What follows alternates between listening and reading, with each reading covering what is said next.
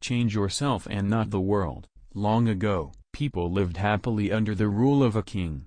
The people of the kingdom were very happy as they led a very prosperous life with an abundance of wealth and no misfortunes.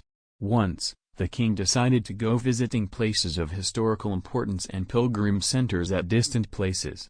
He decided to travel by foot to interact with his people.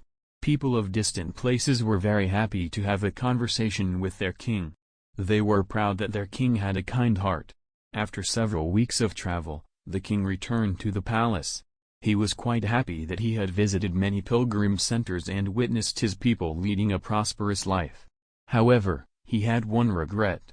He had intolerable pain in his feet as it was his first trip by foot covering a long distance. He complained to his ministers that the roads weren't comfortable and that they were very stony. He could not tolerate the pain.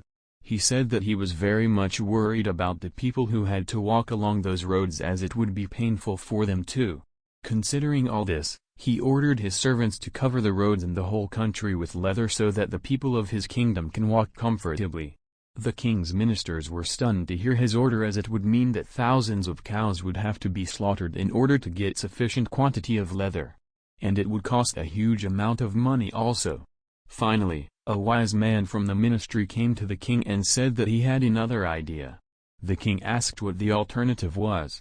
The minister said, "Instead of covering the roads with leather, why don't you just have a piece of leather cut in appropriate shape to cover your feet?" The king was very much surprised by his suggestion and applauded the wisdom of the minister.